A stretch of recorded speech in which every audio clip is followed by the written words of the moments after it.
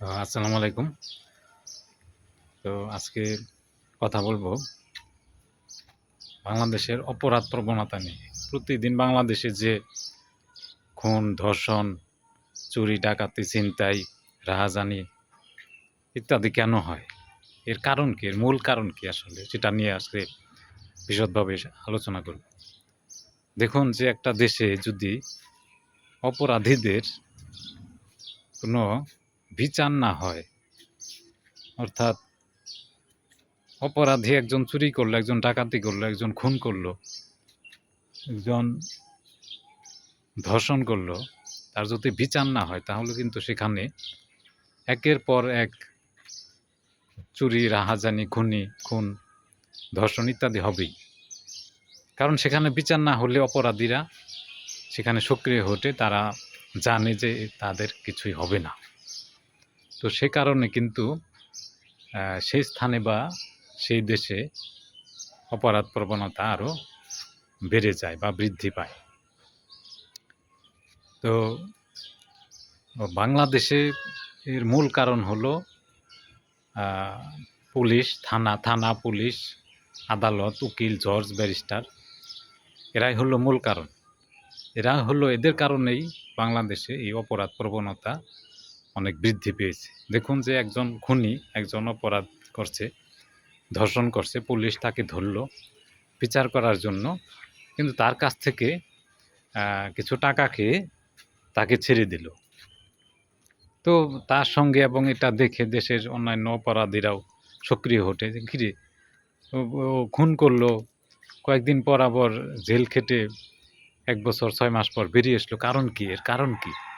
পরে দেখে যে আরে এ তো পুলিশে কিছু টাকা দিল, উকিলরে কিছু টাকা দিল, সে বের হয়ে আসলো।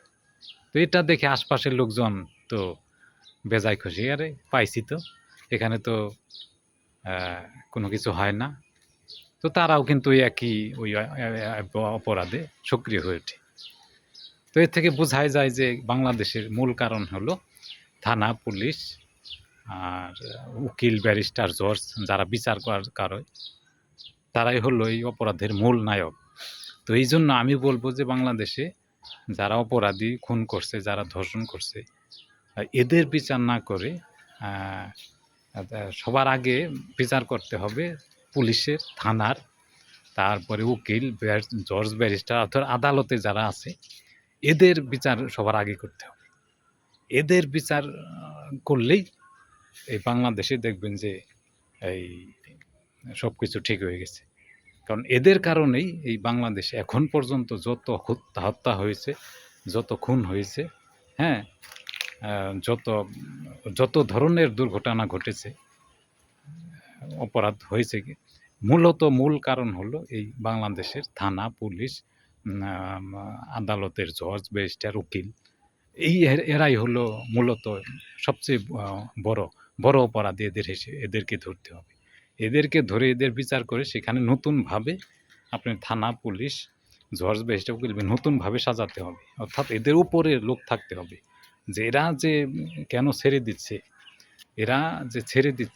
কেন ছেড়ে দিচ্ছে টাকা খেয়ে, যে এই যে বড় অপরাধ করছে, হ্যাঁ, একজন চুরি করলো, ধর্ষণ করলো, তাকে টাকা খেয়ে ছেড়ে দেওয়া মানে তাকে আরও উস্কিয়ে দেওয়া। সে বের হয়ে সে একটা ধর্ষণ করে, একটা খুন করে যে জেলে গেল, তাকে ছেড়ে দিয়ে যখন ছেড়ে দেওয়া হয় সে আরও ১০টা খুন, আরও ১০টা ধর্ষণ করছে। তো এর মূল নায়ক কারা? দেখা গেল যে ওই পুলিশ, থানা, পুলিশ, জজ, আদালতের লোকজন, এরাই হলো মূল নায়ক। তো বোঝাই যাচ্ছে যে বাংলাদেশে আসলে এই অপরাধ যে রামিসা বলেন, আসিয়া বলেন ধর্ষিত হয়ে যে মারা গেছে, এদের মূল নায়ক হলো এই থানা, পুলিশ এবং আদালতের লোকজন। আপনারা এই কয়েকদিন আগে আমি দেখলাম যে একজন তার মেয়ে আত্মহত্যা করেছে, যেভাবে হোক তাকে মেয়ে মা বলছে যে তাকে ধর্ষণ করে মারা হয়েছে। তো থানায় গেছে বিচার চাওয়ার জন্য, ওসি রড নিয়ে তাকে মারতে আসছে। ওসি সে তার কথা না শুনে, জাস্টিফাই না করে তাকে রড নিয়ে মারতে আসে। দেখেন যে কী ধরনের খারাপ তারা।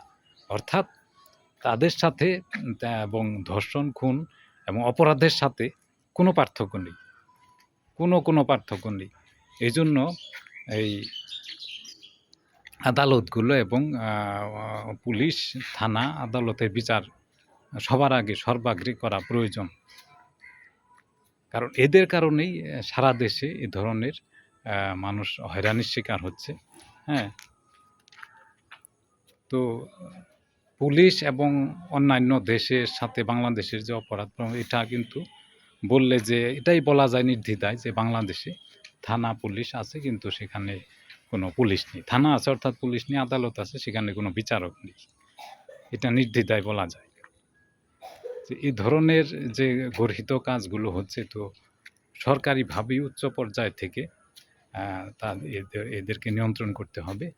তো তারা বিভিন্ন ধরনের নিয়ম করে, এই আদালতগুলো বিভিন্ন ধরনের নিয়ম করে।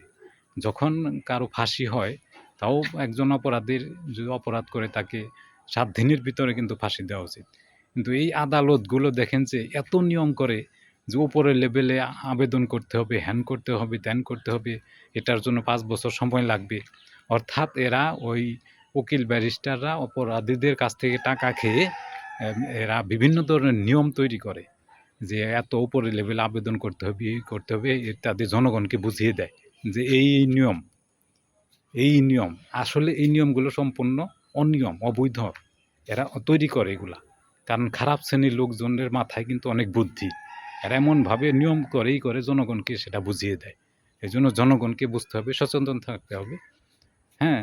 তো আমি জনগণকে বলবো এবং সবাইকে বলবো এখন থেকে যদি কেউ অপরাধ করে, হ্যাঁ, তাদেরকে পুলিশের হাতে না তুলে নিজেরাই বিচার করবে।